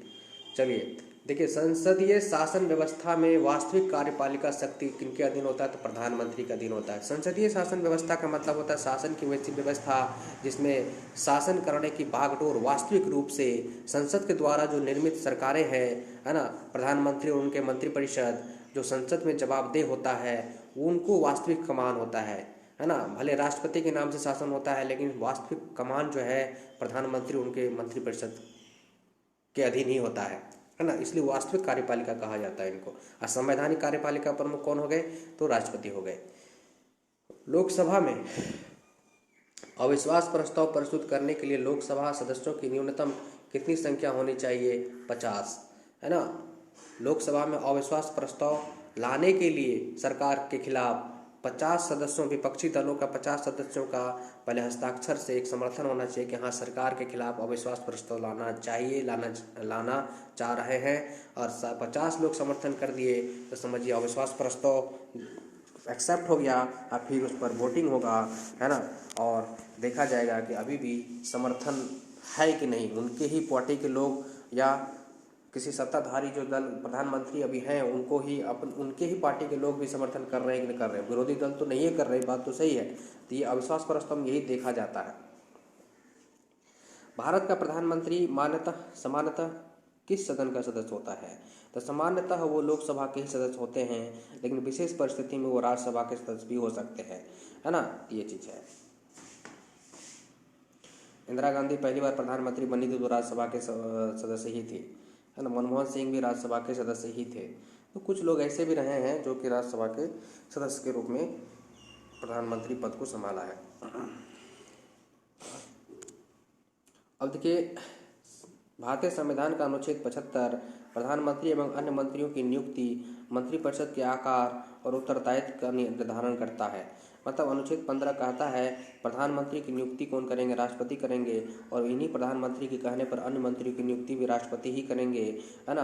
तो ये सब प्रधानमंत्री और अन्य मंत्री मिलकर के मंत्रिपरिषद का आकार के बारे में बताता, आकार कितना होगा, है ना। मंत्रिपरिषद का आकार मतलब कितने मंत्री, मैक्सिमम कितने मंत्री की संख्या होगी, है ना। तो ये 15% कहा गया है। लोकसभा के कुल सीटों का 15% से अधिक नहीं होना चाहिए।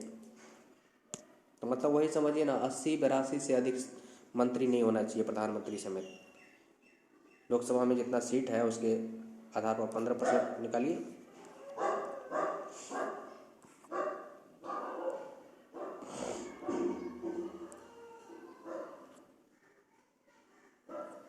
चलिए आगे चलते हैं। मंत्रिमंडल में कुल मंत्रियों की, देखिए मंत्रिमंडल में कुल मंत्रियों की संख्या प्रधानमंत्री सहित लोकसभा के सदस्यों की कुल संख्या के 15% से अधिक नहीं होना चाहिए। जो मैंने अभी बताया वो यहाँ क्लियर कर दिया है, हमको लगा नहीं दिया है इसलिए दिया है। चलिए, ये सब क्वेश्चन इंपॉर्टेंट होता है इसलिए दिया है तो अच्छी बात है। प्रावधान किस संविधान संशोधन के द्वारा किया गया? तो यह प्रावधान जो 91वां संविधान संशोधन 2003 के तहत किया गया। संसद का सदस्य नहीं होने पर कोई व्यक्ति अधिकतम कितने माह तक केंद्रीय मंत्री बना रह सकता है? तो 6 माह तक मैक्सिमम, है ना। कोई मान लीजिए किसी भी सदन का सदस्य नहीं है, चाहे वो लोकसभा राज्यसभा का कोई सदस्य नहीं है, लेकिन फिर भी वो 6 माह तक मंत्री बन सकता है। प्रधानमंत्री के कहने पर राष्ट्रपति उसको मंत्री पद के लिए नियुक्त कर सकता है, शपथ दिलाया जा सकता है। तो बिना सदस्य रहे 6 माह तक तो वो मंत्री पद को धारण कर सकता है। सिर्फ प्रधानमंत्री का आशीर्वाद रहना चाहिए, ठीक है ना। ये चीज है। अब मंत्रिपरिषद और मंत्रिमंडल में अंतर देखेंगे, लेकिन इसको पहले थोड़ा सा देख लीजिए। क्या है कि मंत्रिपरिषद किसके प्रति उत्तरदायी होता है? तो संसद के प्रति उत्तरदायी होता है, खास तौर से लोकसभा के प्रति। भारत के संविधान के किस अनुच्छेद में यह प्रावधान किया गया है कि प्रत्येक राज्य की कार्यपालिका शक्ति का उस प्रकार प्रयोग किया जाएगा जिससे संघ की कार्यपालिका शक्ति पर कोई प्रतिकूल प्रभाव नहीं पड़े? 257 में कहा गया है, ठीक है ना। यह है लाभ के पद, ऑफिस ऑफ द प्रॉफिट का निर्धारण संसद एवं राज्य विधानमंडल द्वारा किया जाता है। राज्य में राज्य विधानमंडल द्वारा और केंद्र में संसद द्वारा। लाभ का पद का मतलब निर्धारण होता है कि कौन, मतलब विधि बना करके कह दिया कि ये पद जो है लाभ के पद माने जाएंगे। सरकारी पद जितने भी होते हैं, है ना, तो वो सारे पद जो हैं आपका लाभ के पद माने जाते हैं। लेकिन जो भी पॉलिटिकल पद है, जो कि लोकसभा सदस्य हो गए, राज्यसभा सदस्य हो गए, विधानसभा सदस्य हो गए, राज्यपाल हो गया, मंत्री हो गए, राष्ट्रपति हो गए, ये सबको लाभ का पद नहीं माना जाता है। ये है भारतीय राजनीतिक व्यवस्था में कार्यपालिका किसके अधीन कार्य करती है? तो कार्यपालिका जो है विधायिका के अधीन काम करती है, क्योंकि कार्यपालिका को वहाँ जाके जवाबदेही करना होता है, जवाब देना होता है। हर मंत्री को लोकसभा और राज्यसभा में जवाब देना होता है। नेहरू की कैबिनेट में पहले गृह मंत्री तथा बाद में रक्षा मंत्री कौन बने? तो कैलाश नाथ काटजू, KN काटजू गृह मंत्री बने, फिर रक्षा मंत्री भी बने। हालांकि गृह मंत्री तो सरदार पटेल भी थे, है ना, पहले गृह मंत्री, लेकिन इनके बारे में ये कहा गया कि गृह मंत्री भी बने और फिर रक्षा मंत्री भी बने। तो ऐसा कौन पहला व्यक्ति है? तो कैलाशनाथ काटजू। अभी वर्तमान के जो रक्षा मंत्री हैं ये भी एक समय में गृह मंत्री रहे हैं, राजनाथ सिंह, है ना। ये है, तो गृह मंत्री और रक्षा मंत्री दोनों पद को संभाले हैं, राजनाथ सिंह भी। ये है। स्वतंत्र भारत के प्रथम वित्त मंत्री CR शनमुगम चट्टी, है ना, श्री RK शनमुगम चट्टी थे प्रथम वित्त मंत्री, है ना, स्वतंत्र भारत के, याद रखिएगा। अगर अंतरिम सरकार का पूछ दिया कि स्वतंत्रता से पहले जो सरकार बनी थी भारत की, तो उसमें जो है वित्त मंत्री थे लियाकत अली खान, जो कि मुस्लिम लीग से थे। भारत के किस प्रधानमंत्री का विदेश में आकस्मिक निधन हुआ था? तो लाल बहादुर शास्त्री की, उज्बेकिस्तान में हो गया था। अपने प्रधानमंत्री 1900 कब हुआ था? 1966 में, 64 में ये प्रधानमंत्री बने थे, 66 में इनकी मृत्यु हो गई थी। बताया जाता है कि जहर दे करके, पॉइजन से मृत्यु हो गई थी। चलिए ठीक है। अपने प्रधानमंत्रित्व काल में कौन सा नेता एक बार भी संसद में उपस्थित नहीं हुआ? चौधरी चरण सिंह। जितने दिन वो प्रधानमंत्री पद को धारण किए उतने दिन में वो एक भी बार संसद में नहीं गए। ठीक है। संविधान के किस अनुच्छेद में मंत्रिमंडल शब्द का प्रयोग किया गया है? अनुच्छेद 352 के 3 में आपातकाल संबंधी बातों के लिए कहा गया है कि मंत्रिमंडल के सिफारिश पर ही राष्ट्रपति जो है आपातकाल घोषित करेंगे। वहीं एक बार मात्र जो है संविधान के तौर पर संविधान में मंत्रिमंडल का जिक्र हुआ है, बाकी जगह हर जगह मंत्रिपरिषद का ही जिक्र है। श्वेत पत्र व्हाइट पेपर भारत से संबंधित आकस्मिक दस्तावेज है ना, अन्य आधिकारिक दस्तावेज है, आकस्मिक नहीं आधिकारिक दस्तावेज है। इसका मतलब हो गया कि कोई भी चीज़ ऑफिशियल चीज़ अगर घोषित होगा, है ना, तो वो श्वेत पत्र पर ही जारी होगा और उस पर सारे जो है जिम्मेदार अथॉरिटी के हस्ताक्षर होंगे। संघीय मंत्रिमंडल का पुनर्गठन किसके प्रतिवेदन पर आधारित था? तो गोपाल स्वामी अयंगर के प्रतिवेदन पर संघीय मंत्रिमंडल का पुनर्गठन। मंत्रिपरिषद तथा मंत्रिमंडल में अंतर देख लीजिए। मंत्रिपरिषद एक महारूप हो गया, मंत्रियों का समूह, मैक्सिमम 15%, लोकसभा के कुल सदस्य का मैक्सिमम 15% लोग ही हो सकते हैं इसमें मंत्रिपरिषद में शामिल। प्रधानमंत्री और अन्य सभी मंत्री मिलाकर के मंत्रिपरिषद बनाते हैं और इन्हीं मंत्रिपरिषद में से कुछ महत्वपूर्ण मंत्रालयों के मंत्री जो कि एकदम जो है निर्णय लेने में जो है हमेशा आगे रहते हैं, तो उनकी एक टीम को मंत्रिमंडल कहा जाता है। मतलब मंत्रिपरिषद में से कुछ गिने चुने लोग जो है के समूह को मंत्रिमंडल कहा जाता है, जिसको कैबिनेट कहा जाता है। अब समझ गए होंगे थोड़ा थोड़ा। अब आगे बढ़ते हैं। कैबिनेट स्तर के मंत्री, राज्य स्तर के मंत्री एवं उप मंत्री इनके उप मंत्रिपरिषद में शामिल होते हैं। कैबिनेट स्तर के मंत्री का ग्रुप, राज्य स्तर के मंत्री का ग्रुप, मतलब राज्य मंत्री जिसको कहते हैं, राज्य मंत्री, स्वतंत्र प्रभार, ये सब मंत्रिपरिषद के ही पार्ट है। राज्य मंत्री सुनकर के ये मत चौंकिएगा कि ये राज्य का मंत्री है, नहीं, ये केंद्रीय मंत्रिपरिषद के ही। हर मंत्रालय में कुछ राज्य मंत्री होते हैं। कैबिनेट मंत्री का असिस्टेंट के रूप में या स्वतंत्र प्रभार वाला है तो वो समझिए अपने आप में वो सर्वेसर्वा है किसी विभाग का। या उप मंत्री जो होता है वो ट्रेनिंग पीरियड में होता है मंत्री, वो होते हैं शामिल मंत्रिपरिषद में। इसमें केवल कैबिनेट स्तर के मंत्री ही शामिल होते हैं जो प्रमुख मंत्री होते हैं। अब इसमें देखिए मंत्रिपरिषद में एक संवैधानिक निकाय है जिसका वर्णन संविधान के अनुच्छेद 74-75 में किया गया है। लेकिन ये देखिए मंत्रिमंडल 44वें संविधान संशोधन 1978 द्वारा 352 में मंत्रिमंडल शब्द को जोड़ा गया, तो संविधान के मूल पाठ में नहीं था। मंत्रिमंडल को संविधान में जिक्र नहीं किया गया। ये बाद में 44वां संविधान संशोधन के तहत 352 से संबंधित प्रक्रिया में आखिर आपातकाल घोषित करने के लिए कौन निर्णय लेगा और उस राष्ट्रपति जो है उस जो है घोषित करेंगे आपातकाल की, तो वो किनके कहने पर करेगा, तो इसमें पहली बार जिक्र किया गया मंत्रिमंडल का। ठीक है ना, तो ये है। यहाँ देखिए सैद्धांतिक रूप से मंत्रिपरिषद को संघ की समस्त कार्यपालिका शक्तियाँ प्राप्त है, परंतु मंत्रिमंडल द्वारा इसके कार्यों का निर्धारण किया जाता है। सैद्धांतिक रूप से मंत्रिपरिषद ही निर्णय लेंगे, सारा चीज़ मीटिंग में सारे मंत्री मिलकर के निर्णय लेंगे। लेकिन वास्तव में होता क्या है कि मंत्रिमंडल में शामिल जितने मुख्य मंत्री है, प्रमुख मंत्री जो है 10-20 जो भी हैं, वो सब मिल करके निर्णय ले लेते हैं और ये मान के चला जाता है कि सारे मंत्रिपरिषद के सभी मंत्रियों को यह मान्य है। व्यवहारिक रूप में मंत्रिमंडल सदैव मंत्रिपरिषद की शक्तियों का ही प्रयोग करते हैं, है ना, मंत्रियों के कार्यों का निर्धारण करता है। चौथा नंबर देखिए, मंत्रिमंडल द्वारा दिए गए नीतिगत निर्णयों का क्रियान्वयन मंत्रिपरिषद द्वारा किया जाता है। नीतिगत निर्णयों को क्रियान्वयन करने के लिए मंत्रिपरिषद को निर्देश देता है, निर्णयों के क्रियान्वयन की निगरानी भी करता है। मंत्रिपरिषद काउंसिल ऑफ मिनिस्टर्स सामूहिक रूप से लोकसभा के प्रति क्या होते हैं, उत्तरदायी होते हैं। सामूहिक रूप से लोकसभा के प्रति उत्तरदायी होते हैं मतलब वहाँ जवाबदेही है, जवाब देना पड़ता है। अब देखिए, महान्यायवादी तथा नियंत्रक एवं महालेखा परीक्षक को एक जगह दे दिया गया है यहाँ पर, जो कि भाग 5 के अंतर्गत ही आता है। महान्यायवादी अटॉर्नी जनरल कहते हैं और नियंत्रक महालेखा परीक्षक को कंट्रोलर एंड ऑडिटर जनरल कहते हैं। यहाँ पर देखिए, है ना, ये चीज़ है। भारत के 3 विधि अधिकारी हैं, भारत के महान्यायवादी, भारत का महाधिवक्ता, भारत के अपर महाधिवक्ता। मतलब महान्यायवादी का मतलब अटॉर्नी जनरल ऑफ इंडिया, ये भारत सरकार के, केंद्र सरकार के कानूनी सलाहकार होते हैं, सर्वोच्च कानूनी सलाहकार, सर्वोच्च कानूनी पदाधिकारी। भारत का महाधिवक्ता कौन होता है, सॉलिसिटर जनरल, मतलब जो है सॉलिसिटर जनरल कहते हैं, या ये भारत का महाधिवक्ता है ना, ये चीज़ है।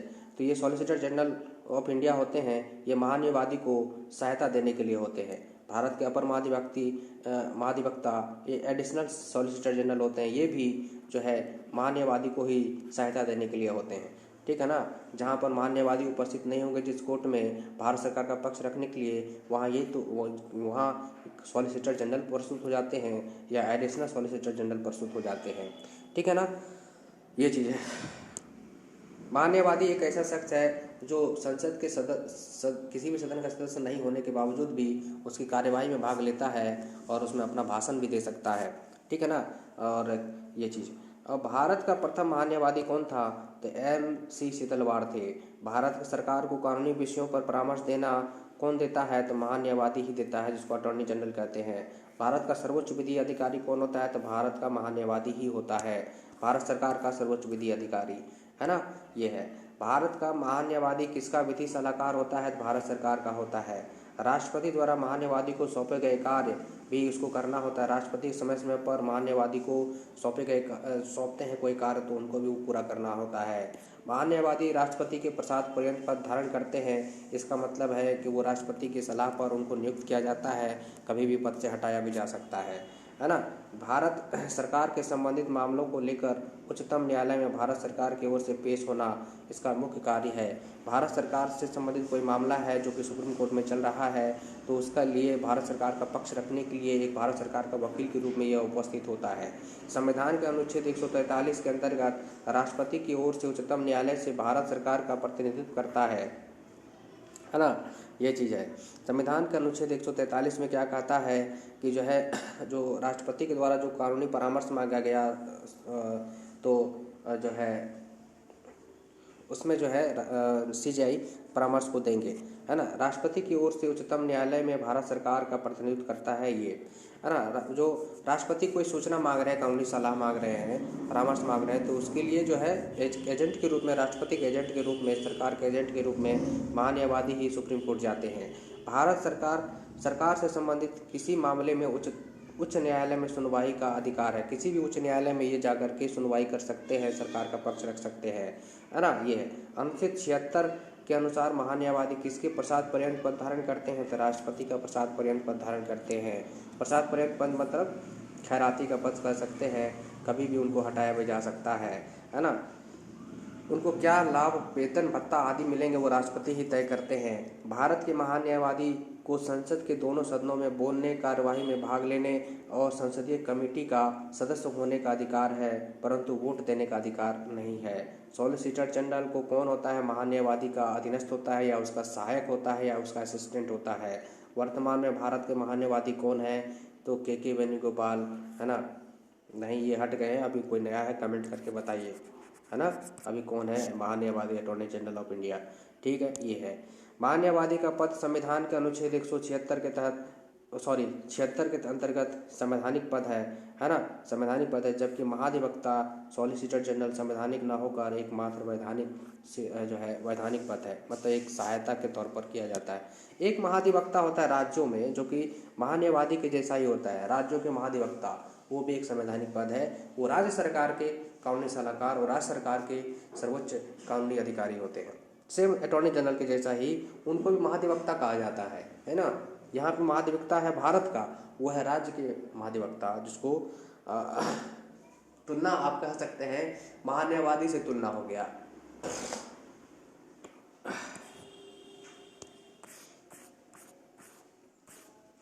आगे देखिए, भारत के प्रथम नियंत्रक एवं महालेखा परीक्षक सीएजी कौन थे? वी नरहरि राव थे। ठीक है। राज्य सरकार को कानूनी विषय पर कौन परामर्श देता है? तो महाधिवक्ता देता है, एडवोकेट जनरल। राज्य सरकार का देखिए, जहां पर वहां केंद्र सरकार का था अटॉर्नी जनरल, तो राज्य सरकारों का भी कानूनी अधिकारी होता है, उसको महाधिवक्ता कहते हैं। इसको नियुक्ति राज्यपाल करता है, ये भी पश्चात पर्यंत पद धारण करता है। सेम है, ये राज्य के संदर्भ में, वो केंद्र के संदर्भ में। संसद की लोक सेवा समिति पब्लिक सर्विस कमेटी की बैठक में कौन उपस्थित होता है? तो भारत का नियंत्रक एवं महालेखा परीक्षक। ठीक है ना, ये है। डॉक्टर BR अम्बेडकर ने कहा था कि नियंत्रक महालेखा परीक्षक भारतीय संविधान के अंतर्गत सर्वप्रमुख अधिकारी होगा। यह लोकतांत्रिक व्यवस्था में भारत सरकार के वित्तीय रक्षकों में से एक होगा। इस वित्तीय रक्षकों में उच्चतम न्यायालय, निर्वाचन आयोग एवं संघ लोक सेवा आयोग सम्मिलित हैं। मतलब है कि वित्तीय रक्षक मतलब हो गया कि भारत के जितने भी वित्त है, धन है, उसकी जो निकासी होगी, खर्चे होंगे, उसका लेखा जोखा तैयार करके सीएजी ही जो है रिपोर्ट बनाता है पूरे देश भर से कि पैसा जो है निकला है किसी बजट के माध्यम से, तो उस जिस मायने में निकला है उस मायने में खर्च हुआ है कि नहीं हुआ है, इसका जो है अनियमितताओं की जांच करता है, फिर रिपोर्ट बनाता है, फिर राष्ट्रपति को सौंपता है रिपोर्ट, और वो रिपोर्ट फिर संसद के पटल पर आता है, फिर डिबेट होता है ना। PSC कमेटी जो होते हैं है ना, वो फिर उसका जांच करता है, फिर पता चलता है भ्रष्टाचार उजागर हो जाता है। भारत के नियंत्रक एवं महालेखा परीक्षक के पद का सृजन जो है किसके द्वारा किया जाता है? संविधान द्वारा किया गया है। अनुच्छेद 148 से अनुच्छेद 151 तक में CAG का उल्लेख है। ठीक, ये जी देखिए, भारत के नियंत्रक महालेखा परीक्षक का कार्यकाल कितना होता है? 6 वर्ष का होता है। भारत का नियंत्रक महालेखा परीक्षक किसका मार्गदर्शक होता है? लोक लेखा समिति का मार्गदर्शक होता है। PAC पब्लिक अकाउंट कमेटी, संसद में पब्लिक अकाउंट कमेटी होता है ना। इसमें कितने सदस्य होते हैं? 15 और 7 5 12 22 सदस्य होते हैं। 15 लोकसभा से, 7 राज्यसभा से। और ये जो PAC कमेटी होते हैं, यही भ्रष्टाचार का जो उजागर करते हैं, वित्तीय अनियमितताओं का उजागर करते हैं। किस आधार पर? कि तो CAG के द्वारा दिए गए रिपोर्ट के आधार पर। नियंत्रक एवं महालेखा परीक्षक को लोक निधि का मुख्य अभिभावक भी कहा जाता है। लोक निधि मतलब हो गया भारत सरकार की जो फंड है ना, निधि है, चाहे वो संचित निधि हो, कोई भी निधि हो, उस निधि से पैसा निकला है, सरकारी रूप से जो है खर्च हुआ है, तो वो खर्च की अनियमितताओं की जांच करता है, इसलिए अभिभावक हो गया। राज्य एवं केंद्र सरकारों के सभी खर्चों की वित्तीय जांच कौन करता है? तो नियंत्रक एवं महालेखा परीक्षक CAG है ना। नियंत्रक एवं महालेखाकार के पेंशन व भत्ते किस पर भारित होता है? तो भारत के संचित निधि से इन लोगों को वेतन मिलता है। ठीक है, ये चीज़ है। भारत के नियंत्रक महालेखा परीक्षक से संबंधित अनुच्छेद जो है ये है कुछ 148 में 148 क्या कहा गया? देखिए, भारत के नियंत्रक महालेखा परीक्षक की नियुक्ति एवं पद मुक्ति है ना, नियुक्ति और पद की मुक्ति कैसे होगी, इसके बारे में 148 कहता है। 149 कहता है नियंत्रक एवं महालेखा परीक्षक मतलब CAG के कार्य एवं शक्तियाँ के बारे में बताता है।